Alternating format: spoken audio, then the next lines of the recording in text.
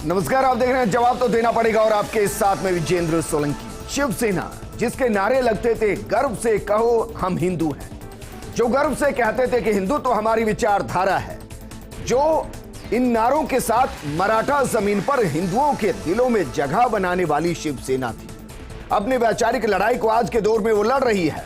हर दिन हर पल समीकरण बदल रहे हैं। राज्यपाल अब कोरोना से ठीक हो चुके हैं, राजभवन के काम भी उन्होंने शुरू किए हैं, तो सभी की नजरें अब राजभवन पर आकर टिक गई है।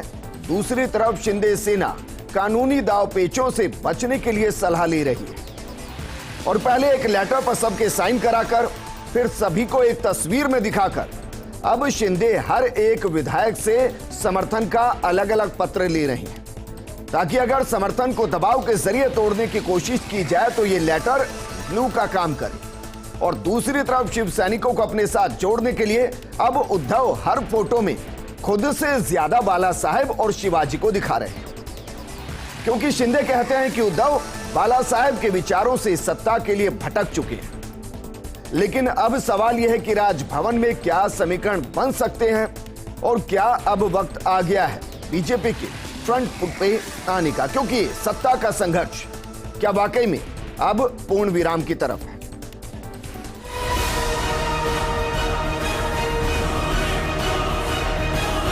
जिसको हमारा सामना करना है मुंबई में आ सकते हैं, पूरी तैयारी। आप आइए, अब हमारा चैलेंज।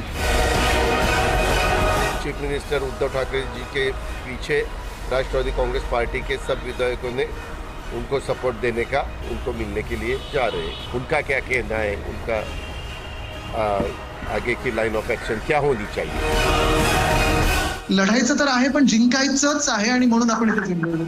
पण स्वतःचं इमान विकणार आहे, स्वतःचा मान विकणार आहे, स्वतःचा जो काही आपला एक सन्मान असतो शिवसैनिकांच्या मनामध्ये। आणि बरं, कुठून तुम्ही गेला? ये बनी हुई सरकार ना तो महाराष्ट्र की जनता को पसंद है, ना तो शिवसेना के एमएलए के लिए पसंद है। हम हार मानने वाले नहीं, हम जीतेंगे, फ्लोर ऑफ द हाउस पर जीतेंगे। अगर लड़ाई सड़क पर हो गई तो वहां भी जीतेंगे।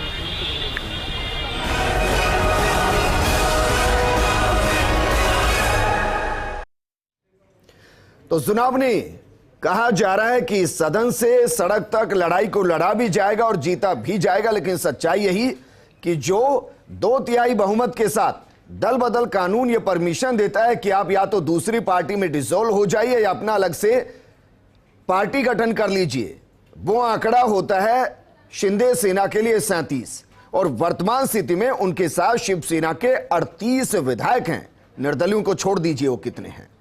और कानूनी तौर पर वो खुद को मजबूत करने के लिए अब एक एक विधायक से समर्थन का अलग अलग पत्र ले रहे हैं। तो क्या यह माना जाए कि जो उद्धव ठाकरे कल तक रिक्वेस्ट की भूमिका में थे, आज उनको लग रहा है कि रिक्वेस्ट काम नहीं आ रही है, तो चलिए अपनी छवि को फिर से वही कट्टर की जाए, वही मजबूत की जाए, कम से कम दिखाए तो जाए कि हां हम मजबूत हैं। इस मुद्दे पर बात करने के लिए हमारे साथ मौजूद हैं राजनीतिक विश्लेषक मिथिलेश जैमिनी जी, हमारे साथ मौजूद हैं मुंबई से एसोसिएट एडिटर रेनी इब्राहिम जी, और हमारे साथ मौजूद हैं गुवाहाटी से शिवेंद्र सिंह परमार। शिवेंद्र, खबर यह है कि एक एक विधायक से अलग अलग लेटर लिया जा रहा है। अभी तक हमने समर्थन के सामूहिक लेटर देखे हैं जिसमें संख्या बल होती है, अलग अलग लेटर क्या इसलिए लिए जा रहे हैं ताकि अगर किसी को अलग से काउंटर किया जाए शिवसेना की तरफ से, उद्धव ठाकरे की तरफ से, तो उन्हें सबूत के तौर पर दिखाया जा सके कि देखिए हमारे पास उनका समर्थन पत्र है। और ये एक अलग तरीके की पॉलिटिक्स।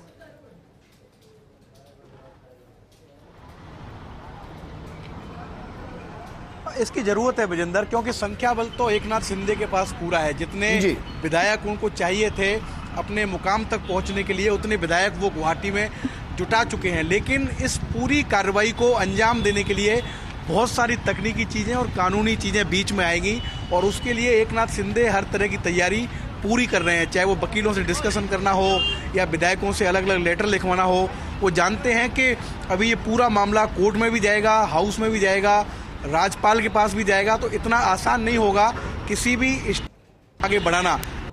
एकनाथ शिंदे ये सभी तरह के प्रयास कर रहे हैं, लेकिन अभी की मैं बात करूं तो अभी इस समय तकरीबन 39 विधायक शिवसेना के एकनाथ शिंदे के साथ मौजूद हैं। सभी विधायक अंदर हैं और इस समय थोड़ी देर पहले जब एकनाथ शिंदे लौटे थे गुवाहाटी में एक एडवोकेट से मिलने वो गए थे, जिस तरह की जानकारी हमारे पास आई है, और उसके बाद उन्होंने वापस सभी विधायकों से चर्चा की है कि आगे की रणनीति क्या होनी चाहिए।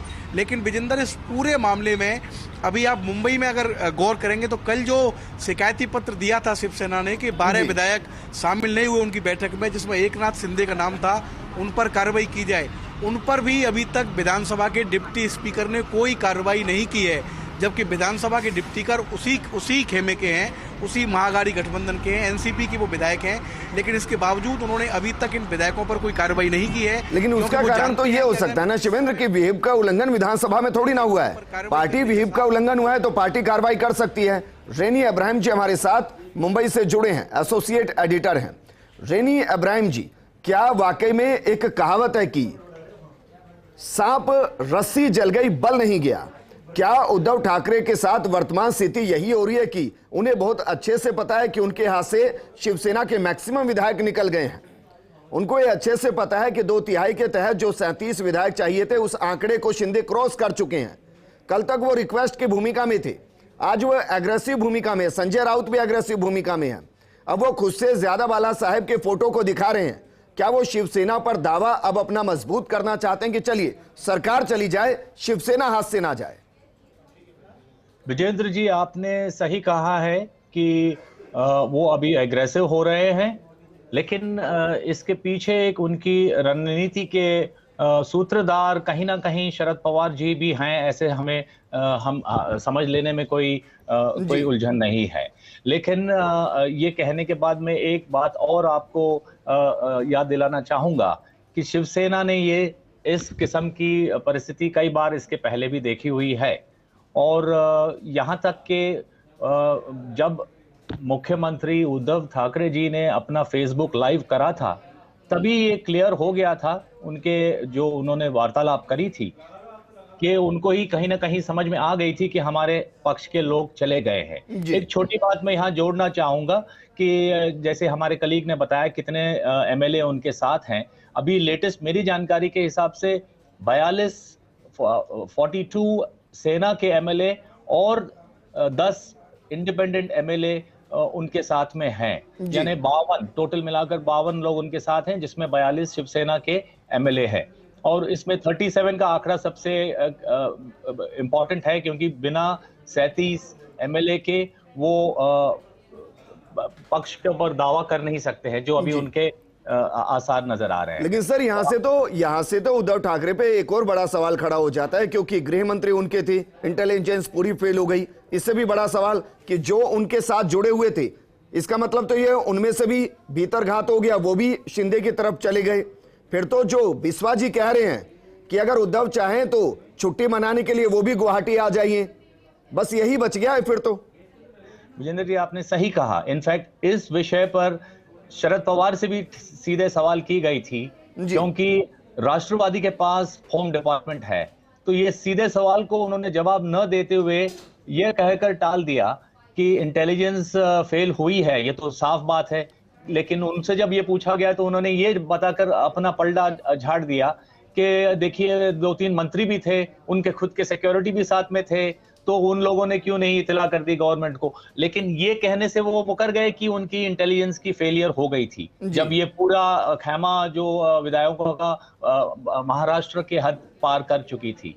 तो इंटेलिजेंस फेलियर तो निश्चित हुई है, और इसमें शिवसेना से ज्यादा राष्ट्रवादी की गलती मानी जाएगी, क्योंकि एक अटकल जब उठी थी, जब ये सरकार बनी थी, तभी ये सवाल उठा था कि शिवसेना के मुख्यमंत्री ने होम डिपार्टमेंट को राष्ट्रवादी के पक्ष में क्यों दे दिया। क्योंकि आप अगर पिछले 2014 से आप अगर देखेंगे, जो भारतवर्ष में चल रहा है कि मोदी जी की सरकार आ गई थी दिल्ली में, महाराष्ट्र में भी 2014 में बीजेपी और शिवसेना की अलायंस गवर्नमेंट आई थी, तब से ये चला है प्रथा कि मुख्यमंत्री ही होम डिपार्टमेंट अपने पास रखते हैं।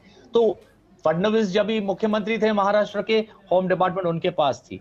तो जब 2019 में एमवीए गवर्नमेंट बनी, तब मुख्यमंत्री ने गलती तभी करी थी कि होम डिपार्टमेंट अपने पास से राष्ट्रवादी को दे दी थी। इसलिए इंटेलिजेंस फेलियर तो हुई है बिल्कुल, जैसे आप कह रहे हो। इंटेलिजेंस फेलियर तो अभी भी है। जिस चोर दरवाजे से सारे विधायक चले गए उसको बंद करने की किसी ने कोशिश ही नहीं की, क्योंकि वहां तो आंकड़ा 35 था। 35 से बढ़ते बढ़ते अगर 42 हो गया, इसका मतलब यह है कि रोक ही नहीं पा रहे हैं कोई। उद्धव भी फेल है, एनसीपी भी फेल है, और जिनको कहते हैं कि वो माइन्यूट पॉलिटिक्स के लिए जाने जाते हैं, शरद पवार, वो भी फेल हो गए हैं। वापस मैं आपके पास आऊंगा सर, लेकिन मिथिलेश जैमिनी जी, सर सवाल तो इन सबके बीच में यह भी खड़ा हो रहा है कि जिस तरीके से संघर्ष वहां हुआ है, आदित्य ठाकरे की तस्वीरें हमने देखी, वो ढेर सारे नेताओं के साथ पता नहीं क्या कहना चाह रहे हैं। मेरा सवाल ये कि विधानसभा के अंदर जो विधायकों ने वो तो सब गुवाहाटी में बैठे हैं, तो क्या पार्टी बची रही इसलिए जिला प्रभारी जिला अध्यक्षों को बुलाया गया? देखिए, अब असली लड़ाई विजेंद्र जी, जो ठाकरे परिवार है उसको विरासत बचाने की जो लेगेसी है बाला साहिब ठाकरे साहिब की, उसकी लेगेसी बचाने की विरासत का संग्राम शुरू हो चुका है महाराष्ट्र में। सत्ता की लिए तो उनके समझ में आ गया है, क्योंकि जो गेम का नंबर है वो शिंदे के साथ है, इसलिए उद्धव ठाकरे का ओवर होना निश्चित है, उनका सत्ता से बाहर होना तय है। ये लगभग तय हो चुका है। जैसा आप एनसीपी के बारे में कह रहे हैं, 2014 में जब बीजेपी की सरकार बनी थी, तो जब शिवसेना ने आंख दिखाई थी, तो एनसीपी के प्रफुल्ल पटेल ने दिल्ली जाकर कहा था कि हम बीजेपी के साथ खड़े। तो एनसीपी पर रिलायबल होना सबसे ज्यादा मुश्किल का काम पड़ा। अगर इसी परिप्रेक्ष्य में हम राजस्थान में देखें कि होम डिपार्टमेंट मुख्यमंत्री अशोक गहलोत के पास था, तो जो मानेसर वाला प्रकरण हुआ उसमें वो जीत हासिल कर पाए। तो ये एक तरीके से अब पूरे हिंदुस्तान की राजनीति में एक ये सटायर सेट हो गया है कि आप अगर मुख्यमंत्री हैं और आपके पास जो सत्ता के लिए जो जरूरी नंबर है उसमें थोड़ा भी उतार चढ़ाव होने की संभावना है, तो गृह विभाग अपने पास रखिए। और इसी की जीत है कि आज अशोक गहलोत जी ने गजेंद्र सिंह शेखावत को नोटिस दिया है। ये तमाम जो जीतें हैं ये बता रही है कि आने वाली जो राजनीति का परिदृश्य है महाराष्ट्र से सभी मुख्यमंत्रियों को सीख लेनी चाहिए कि होम डिपार्टमेंट अपने पास रखे। अगर होम आपके पास है तो आपकी गद्दी बची रह सकती है। जिस तरीके से एकनाथ शिंदे पर आज इतना बड़ा विश्वास, वो बता रहे कि मेरे साथ धोखा हुआ है, लेकिन धोखा तो आपने भी किया ना। आपने भी जो बीजेपी के साथ धोखा किया उसका जनता कह रही है। आपकी जो मेन स्ट्रेटेजी थी, आदित्य ठाकरे जब राम मंदिर जा रहे थे इनके विधायकों को क्यों रोका, जो तमाम पत्र में लिखे गए वो मुद्दे ऐसे हैं जो महाराष्ट्र में जय भवानी जय शिवा के नारे लगाने वाले मराठियों को सुहा रहे हैं। यही कारण है कि अब शिवसेना एकनाथ शिंदे के साथ जाए, ऐसी पूरे महाराष्ट्र में आवाज उठने लगी। तो आज सबसे ज्यादा जरूरत है उनको संगठन बचाने के लिए।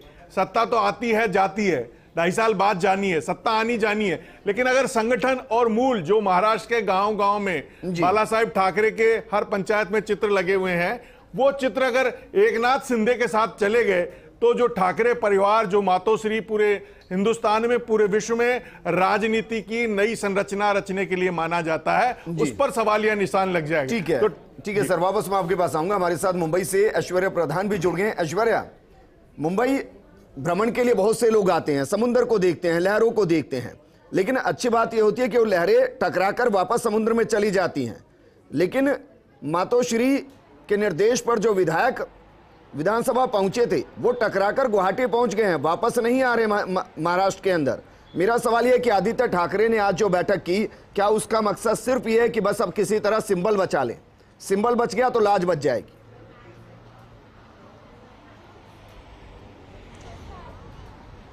देखिए, सिंबल बचना और लाज बचना, इन दोनों के साथ एक महत्वपूर्ण चीज है जो जुड़ती है। वो ये जुड़ती है, कहीं जो थोड़ी देर पहले इसी डिबेट में चर्चा चल रही थी कि कहीं एकनाथ शिंदे के फोटो ना लग जाए।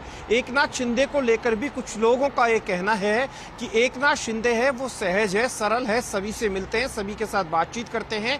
तो ऐसे में एकनाथ शिंदे में और उद्धव ठाकरे में ये अंतर वो पाते हैं। एकनाथ शिंदे नेतृत्व अपने हाथ में ले लिए हैं, यानी ये जो तमाम विधायक गए हैं वो नेतृत्व एकनाथ शिंदे को सौंप दिए हैं। तो एकनाथ शिंदे को जब नेतृत्व सौंप दिया गया है तो क्या एकनाथ शिंदे जो है वो शिंदे सेना बनाएंगे या शिवसेना जो होगी उसी में वो बड़ा चेहरा बनेंगे? ये तमाम प्रश्न हैं, लेकिन इन तमाम प्रश्नों के साथ उद्धव ठाकरे को जो आज बोलना पड़ा वो इसीलिए बोलना पड़ा, उन्होंने कहा कि आप लोग एकजुट रहें, एकजुट रहने का आह्वान किया। उद्धव ठाकरे ने दो टूक अपनी बात कही कि ये वही लोग हैं जो कहते थे कि हम जान दे देंगे, शिवसेना को नहीं छोड़ेंगे। तो शिवसेना को इन्होंने आज छोड़ दिया है। एक तरीके से मैसेज तो यही है। तो इस तरीके से शिव सैनिकों को एक करने की कोशिश की गई है, क्योंकि शिव सैनिक थे वो किंग कर्तव्य विमूढ़ से नजर आ रहे थे। उन्हें समझ नहीं आ रहा था कि आखिरकार हम क्या करें। लड़ाई अंदरूनी है, कोई भी पार्टी क्या बोले, क्योंकि यहाँ पर एनसीपी लेकिन से बात करते हैं, ऐश्वर्या, सियासत में सिर्फ बोलने से काम थोड़ी ना चलता है। हम मान लेते कि उद्धव ठाकरे वाकई में पार्टी पर कंट्रोल रखते हैं, कि चलिए एक बार के लिए मान ले कि 32 या 33 विधायक चले गए, गुवाहाटी चले गए, उनमें से सेंधमारी करके 2 को भी वापस ले आते तो लगता कि हाँ वो पावरफुल है। उन्होंने मुख्यमंत्री रहते हुए, गृह मंत्री उनके पास एनसीपी के पास होते हुए 35 से बढ़ता बढ़ता आंकड़ा 42 पहुंच गया है। कैसे कहीं की कंट्रोल है? कोई चाहता ही नहीं उनके साथ रुकना। अगर रुकना चाहता तो जो मिनिमम आंकड़ा उनके पास बचा था उसमें थोड़ी ना सेंध लगती। बहुत महत्वपूर्ण बात है विजेंद्र, बहुत महत्वपूर्ण बात है ये। इस महत्वपूर्ण बात का जवाब भी यही है कि जब कोई भी गृह मंत्री होता है तो भाई गृह मंत्री के साथ एक टीम होती है। गृह मंत्री की टीम में इंटेलिजेंस होता है, पीएसओ लगाए जाते हैं। पीएसओ क्यों लगाए जाते हैं? पीएसओ अपने विधायक की और मंत्री की पल पल की रिपोर्ट इंटेलिजेंस सिस्टम के आधार पर भेजते हैं। वो बताते हैं कि मंत्री जी कहाँ हैं, विधायक कहाँ हैं। वो आधिकारिक रूप पर नहीं बताते, लेकिन अनाधिकारिक रूप से भी कई चीजों की जानकारी देते हैं। इसमें ऐसे में कई बार देखा जाता है कई विधायक और मंत्री अपने साथ स्टाफ नहीं लेकर जाते कई बार, तो वो पुलिस के पास तमाम तरीके की सूचनाएं पहुंचती है। सूचनाएं पहुंच रही थी, इनकार नहीं किया जा सकता, क्योंकि पुलिस को भी नौकरी करनी है। पुलिस भी जानती है कि हम जिसकी नौकरी करते हैं, पुलिस हमेशा सरकार की नौकरी करती है, वो किसी व्यक्ति की नौकरी नहीं करती। तो सरकार वहां पर उद्धव ठाकरे की है। उद्धव ठाकरे की सरकार में एनसीपी के गृह मंत्री है। तो बिल्कुल सही फरमाया था थोड़ी देर पहले कि आखिरकार गृह मंत्री जो बनाया, तो गृह मंत्री इतना ढीला क्यों? क्या गृह मंत्री को जानकारी थी ये होने दिया जा रहा था, या फिर ये सब कुछ पहले ही इसकी पटकथा लिख दी गई थी? इनका पटाक्षेप होगा लेकिन थोड़ा वक्त लगेगा। मामला खिंचता जा रहा है, लोग जो है वो इंतजार कर रहे हैं, इसी मुंबई शहर के इंतजार कर रहे हैं। वापस मैं आपके पास आऊंगा रेनी इब्राहिम जी। सर ये सवाल गंभीर है।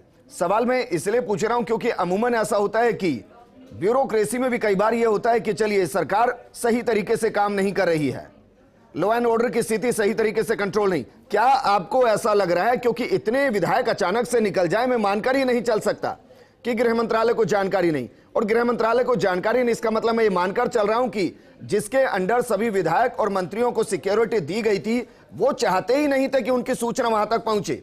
आपको लग रहा है कि वो भी बीजेपी या फिर शिंदे की तरफ से ब्यूरोक्रेसी टिल्ट नजर आई और उस वजह से सारी घटना घट गई? इस पर मुझे ऐसा लगता है कि जो हम एक महत्वपूर्ण विषय को भूल रहे हैं वो ये है कि पिछले 2.5 साल से एकनाथ शिंदे जी रहे हैं, और मेन सूत्रधार इसमें जो हैं वो हैं हमारे केंद्रीय गृह मंत्री अमित शाह जी और महाराष्ट्र के पूर्व मुख्यमंत्री देवेंद्र फडणवीस जी। तो इन दोनों के और एकनाथ शिंदे जी के अलावा इस पूरी ऑपरेशन लोटस जैसे कही जा रही है इसको, इसके बारे में किसी को जानकारी तक नहीं थी।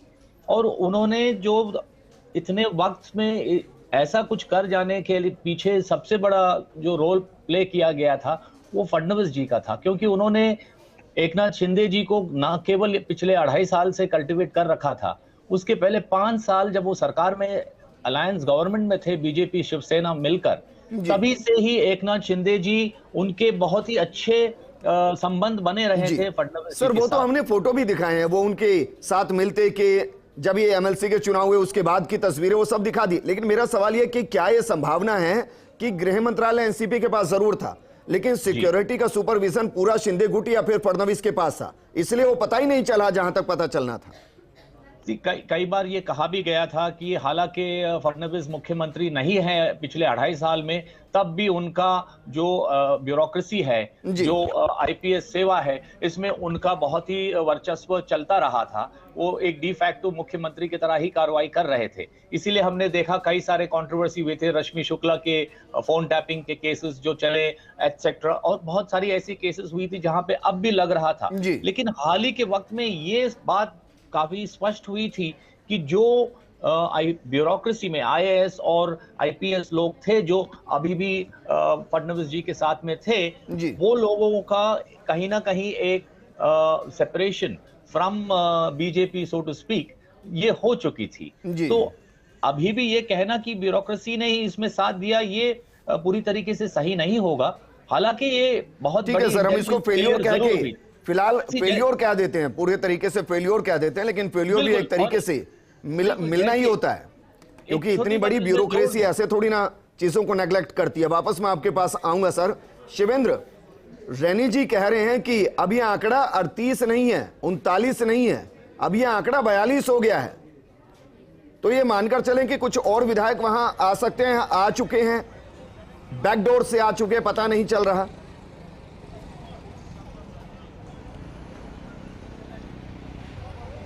देखिए विजेंद्र, जब से एकनाथ शिंदे सूरत से विधायकों को लेकर गुवाहाटी पहुंचे हैं, उस दिन से ही विधायकों के आने का सिलसिला लगातार जारी है। परसों उनके बाद भी विधायक आए थे, कल भी तकरीबन आधा दर्जन विधायक आए, आज भी एक और शिवसेना के विधायक दिलीप लांडे सुबह होटल के अंदर गए हैं। और भी संभावना जताई जा रही है कि कुछ और विधायक भी शिवसेना के यहाँ पर आ सकते हैं, क्योंकि जो विधायक शिवसेना में बचे हैं या जो निर्दलीय विधायक इस समय बचे हैं, उनको दिख रहा है कि आने वाले दिनों में नई सरकार के समीकरण बन रहे हैं और एकनाथ शिंदे काफ़ी पावरफुल रहने वाले हैं। तो वो नहीं चाहते, क्योंकि आने वाले 2.5 सालों में महाराष्ट्र में चुनाव होना है। तो अगर अभी भी कोई विधायक वहाँ पर बच रहे हैं और उनके दिमाग में थोड़ा भी कन्फ्यूजन है, तो इसी में भलाई समझ रहे हैं कि जब इतने सारे विधायक एकनाथ शिंदे के साथ चले गए हैं और काफ़ी पावरफुल और अच्छी स्थिति में एकनाथ शिंदे भी हैं, तो हमको भी सही समय पर एकनाथ शिंदे के ग्रुप को ज्वाइन कर लेना चाहिए। हो सकता है मंत्री बन जाएं, सरकार बने, तो हमारे वक्त की कमी है, क्योंकि अंग्रेजी में कहते हैं गो विद फ्लो। शायद शिवसेना के अंदर यही हो रहा है। एक लाइन में मुझे बताइए, क्योंकि राजभवन में अब यह है कि राज्यपाल जी आ जाएंगे, कोरोना की रिपोर्ट उनकी आ चुकी है, वो स्वस्थ हैं, काम भी उन्होंने कुछ संभाल लिया है। ये यहां से मूवमेंट मुंबई की तरफ कब कर सकते हैं? कुछ अंदर खाने चल रहा है?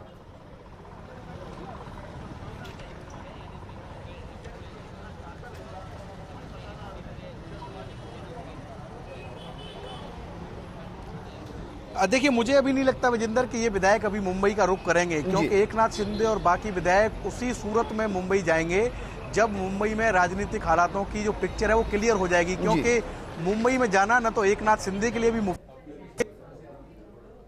गौर करिए कि संजय राउत और उद्धव ठाकरे बार बार ये क्यों कह रहे हैं कि आप लोग मुंबई आइए, क्योंकि वो जानते हैं कि अगर ये विधायक मुंबई गए तो पूरा गेम पलट जाएगा। मुंबई में सब कुछ उद्धव ठाकरे के पास है, अभी भी पुलिस भी उनके पास है, तमाम जो शक्तियां हैं वो उद्धव ठाकरे के पास है। ठीक है शिवेंद्र, वापस मैं आपके पास आऊंगा, मेरे पास वक्त की कमी है। लेकिन मतलब जैमिनी जी, सर एक लाइन में जानना चाहूंगा, उद्धव ठाकरे दो में से कौन से विकल्प को अपनाएंगे? एक, राज्यपाल से मिलकर इस्तीफा दे देंगे, और दूसरा, राज्यपाल से मिलकर कहेंगे कि विधानसभा को आहूत कीजिए, हम फ्लोर टेस्ट के लिए तैयार। देखिए विजेंद्र जी, सबसे पहले तो ये अपनी पावर दिखाना चाहेंगे। पब्लिक की जो एक सिंपैथेटिकल गेम होता है, एक सहानुभूति राजनेता जब हार जाता है, जैसे अटल जी जब हार गए थे तो उन्होंने एक अपना पूरा बहस की और एक सहानुभूति की लहर ली, तो अब वही दौर पर पहुंच गए उद्धव ठाकरे कि उन्हें केवल महाराष्ट्र की जनता की सहानुभूति चाहिए और वो संगठन बचाने की लड़ाई लड़ रहे हैं। इसलिए उनके लिए राज्यपाल या डिप्टी स्पीकर के पास जाना, ये सब कुछ उनके हाथ से लगभग निकल गया है। और सबसे इंपॉर्टेंट चीज ये है कि ये जो रचना रची गई है उसमें एकनाथ शिंदे के सामने एक प्रत्यक्ष उदाहरण दिया अमित शाह, जो भाजपा के चाणक्य कहे जाते हैं, कि हेमंत बिश्वा शर्मा जो कांग्रेस छोड़कर आए वो असम के सीएम है। तो एकनाथ शिंदे के पास एक साइकोलॉजिकल एक उदाहरण भी है कि कल मैं भी मुख्यमंत्री बन सकता हूं, क्योंकि जो असम में मुख्यमंत्री है वो भी किसी जमाने में कांग्रेस का दामन छोड़कर कमल का दामन थामा था। तो भी ले रहे हो, कह रहे हैं कि उद्धव जी को भी आना है, तो घूमने के लिए आ जाइए गुवाहाटी। ये पूरी तरह एक सेट गेम है और ये गेम मेरे को लगता है अब जल्दी ओवर हो जाएगा। ठीक है सर, वक्त की कमी है। रनी इब्राहिम जी, फाइनल कमेंट मैं आपसे चाहूंगा, उद्धव ठाकरे क्या अब इमोशनल कार्ड पब्लिक के बीच में खेलेंगे और बस ये सोचेंगे कि अब जो भी अगला कदम उठाना है वो या तो शिंदे गुट उठाए या बीजेपी उठाए, वो वेट एंड वॉच की पॉलिसी के साथ काम करेंगे? वेट एंड वॉच उनके लिए एक ऑप्शन नहीं है अभी। वो खुद भी और एमवीए के राष्ट्रवादी के मुखिया शरद पवार जी भी अभी यही चाहेंगे कि मिड टर्म पोल हो जाए। वो नहीं चाहते कि कोई और सरकार बन जाए जो अगले 6 या 1 साल तक चले, क्योंकि फिर उनके हाथ से महाराष्ट्र की बागडोर पूरी तरीके से चली जाएगी। वो अभी चाहेंगे यही सिंपैथी वेव चले और उनको लेकिन तुरंत मिड टर्म पोल्स की मौका मिले, जिसमें शिवसेना, जो एक छोटी बात मैं बताऊंगा, जैसे शिवसेना में बाला साहेब ठाकरे ने एक बार जो महानगर पालिका है मुंबई की, जो सबसे अमीर पालिका मानी जाती है, उस पालिका में 80 कॉर्पोरेटर होने के बावजूद बाला साहेब ने 50 कॉर्पोरेटर को हटा दिया था और कहा था कि अब मैं 50 को हटाकर नए लोगों को मौका दूंगा। और आप मानिए उस बार वो जो 50 को हटाए थे, वो नए जो नौ सिक्खे कॉर्पोरेटर को उन्होंने नियुक्ति की, वो सारे चुनकर आ गए थे। तो शिवसेना को आज उसी किस्म की परिस्थिति है, हालांकि ये तभी बाय चॉइस था, अभी उनको बिना किसी चारा के ऐसा ही कोई नई परिस्थिति। लेकिन सर समस्या तो यह है ना कि उद्धव जिस हिंदुत्व के साथ या शिवसेना जिस हिंदुत्व के साथ चल रही है उसी को ही क्वेश्चन कर दिया गया है। क्वेश्चन ये कर दिया गया है कि बाला साहेब की राह पर उद्धव ठाकरे नहीं है। शुक्रिया सर हमारे साथ जुड़ने के लिए। मिथिलेश जामिनी जी आपका भी शुक्रिया, और ऐश्वर्या आपका भी शुक्रिया, शिवेंद्र आपका भी शुक्रिया। सत्ता का संघर्ष अभी जारी है, लेकिन उद्धव आगे क्या करेंगे इससे ज्यादा महत्वपूर्ण यह है कि अब शिंदे क्या करेंगे, बीजेपी क्या करेगी। नमस्कार।